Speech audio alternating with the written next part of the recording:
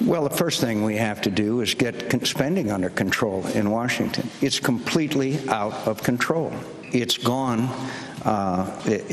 We have now presided over the largest increase in the size of government since the Great Society. We Republicans came to power to change government, and government changed us.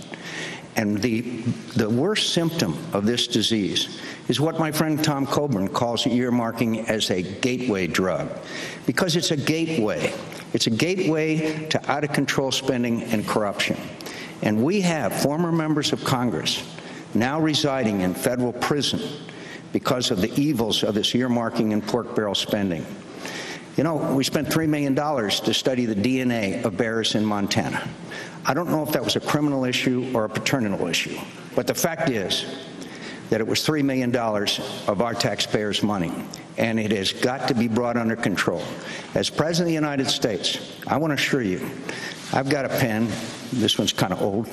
I've got a pen, and I'm going to veto every single spending bill that comes across my desk. I will make them famous, that you will know their names. Now, Senator Obama, you wanted to know one of the differences. He has asked for $932 million of earmarked pork barrel spending, nearly $1 million for every day that he's been in the United States Senate. I suggest that people go up on the website of Citizens Against Government Waste, and they'll look at those projects. That kind of thing is not the way to rein in runaway spending in Washington, D.C. That's one of the fundamental differences that Senator Obama and I have. Senator Obama, 2 minutes. Well, Senator McCain is absolutely right that the earmarks process has been abused, which is why I suspended any requests for my home state, whether it was for senior centers or what have you, until we cleaned it up. And he's also right that oftentimes lobbyists and special interests are the ones that are introducing these kinds of requests, although that wasn't the case with me. But let's be clear. Earmarks account for $18 billion in last year's budget.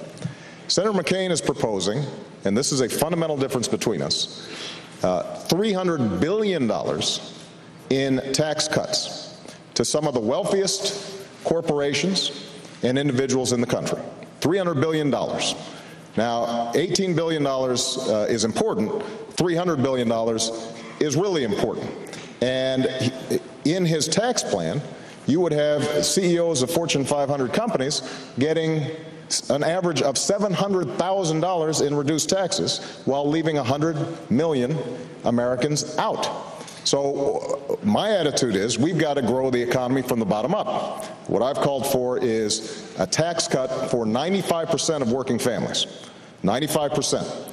And that means that the ordinary American out there who's collecting a paycheck every day, they've got a little extra money to be able to buy a computer for their kid, to fill up on this gas that is killing them.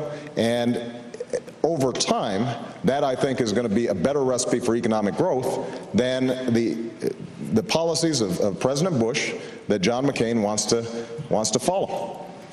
Senator McCain? Well, again, I don't mean to go back and forth, but that's fine. Senator Obama suspended those requests for pork barrel projects after he was running for President of the United States. He didn't happen to see that light during the first 3 years as a member of the United States Senate. $932 million in requests. Maybe to Senator Obama is not a lot of money. But the point is that, you see, I hear this all the time. It's only $18 billion. Do you know that it's tripled in the last 5 years?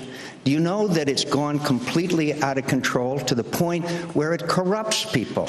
It corrupts people. That's why we have, as I said, people under federal indictment and charges. It's a system that's got to be cleaned up. I have fought against it my career. I have fought against it. I was called the sheriff by the one of the senior members of the Appropriations Committee. I didn't win Miss Congeniality in the United States Senate. Now, Senator Obama didn't mention that along with his tax cuts, he is also proposing some $800 billion in new spendings on new programs. Now, that's a fundamental difference between myself and Senator Obama. I want to cut spending. I want to keep taxes low. The worst thing we could do in this economic climate is to raise people's taxes. I don't know where John